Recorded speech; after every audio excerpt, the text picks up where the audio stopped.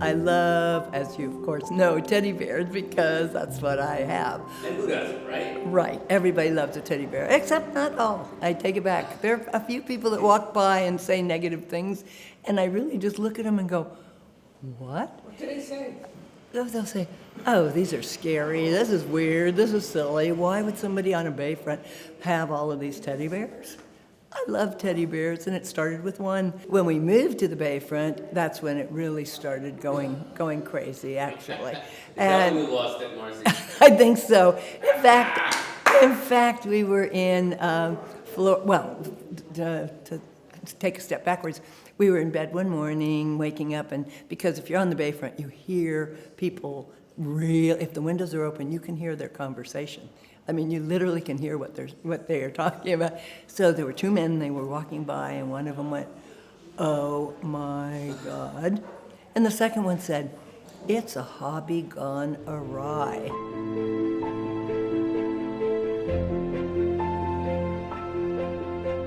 And I was teaching at Cal State Fullerton at the time too, so. What did you teach?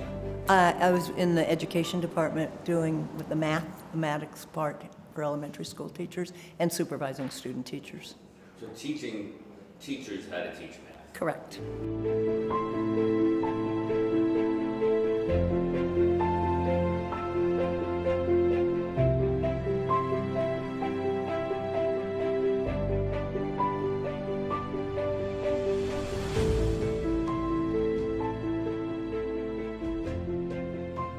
On Tuesday morning, now remember, we saw it on Sunday.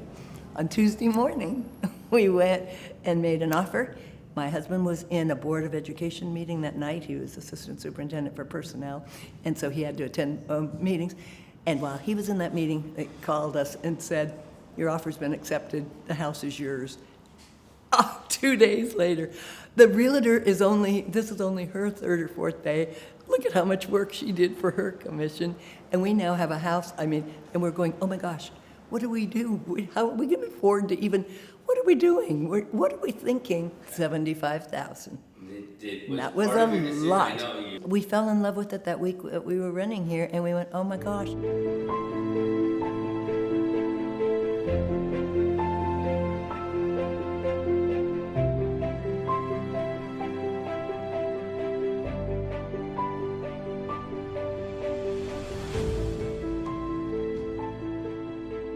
It's not making math fun, it's making math a thinking sport. That's how I really used to think of it, that it is fun, but you're not doing math for fun's sake. You're doing math for the problem solving, the involvement, the getting kids excited about things and having to say, wait a minute, but if that's true, oh no, then that has to be. And I developed a whole lot of materials that are still being marketed all over. I have over 300 products that I've written. Some of them are books in book fashion. They're not textbooks, they're activity books that you can run off copies and get the kids involved.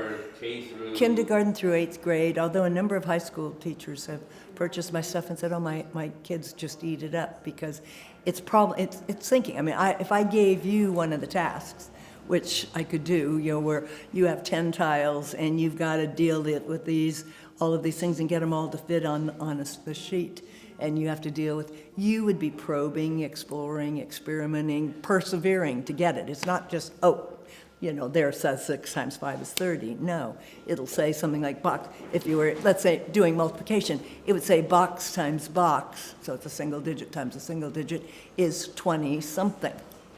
So what are you going to put there? So you made it a business. Right. Called? Marcy Cook Math. M-A-T-H. Yeah. In what year?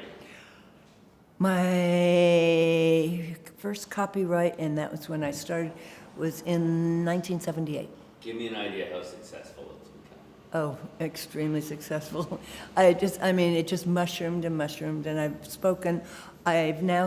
gotten to speak in 39, I just looked it up again, 39 foreign countries doing presentations, and 44 of the 50 states in the United States, I've done presentations in Ongoing math. business still. So I retired last year from doing my seminars and presentations. However, the materials are still out there.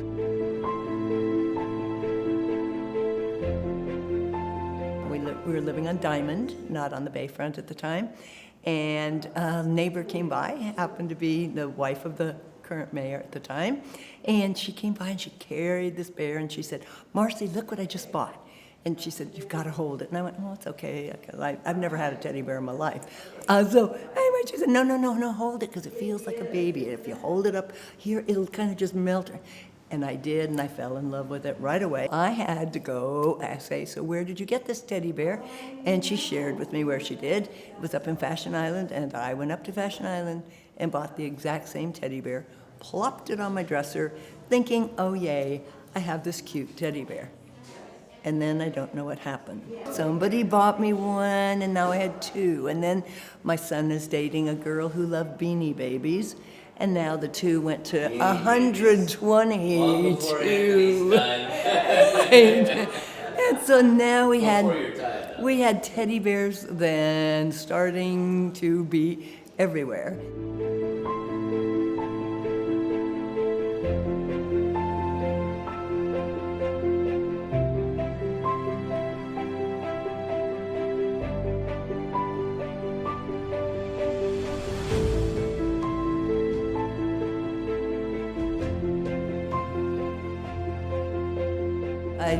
I was doing the New England fall foliage tour.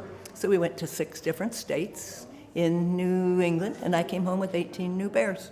We're running out of space because bears are everywhere. Favorite, I would probably have to say my very first bear that I ever got, just because it started my whole world of collecting. They all have names? Oh, are you kidding? I don't know that many names. How could you come up with 4,531 different names? I do have a few repeat ones, either because somebody gave me one that I had already bought, or I forgot that I had that one, and oops, it's the same one again. So it's like they're twins. No, he doesn't. Actually, the only ones that have a name are, we lost a son to cancer, and one of the bear companies came out with a bear that was named already, and his name was Bobby.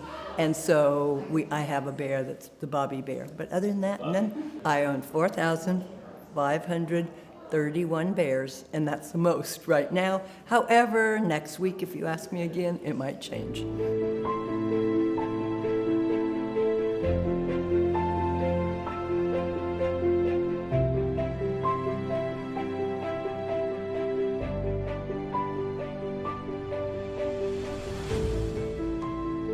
But I'm not in competition. I don't want to go over another 6,000 to beat her out. Do you think yours is the most famous?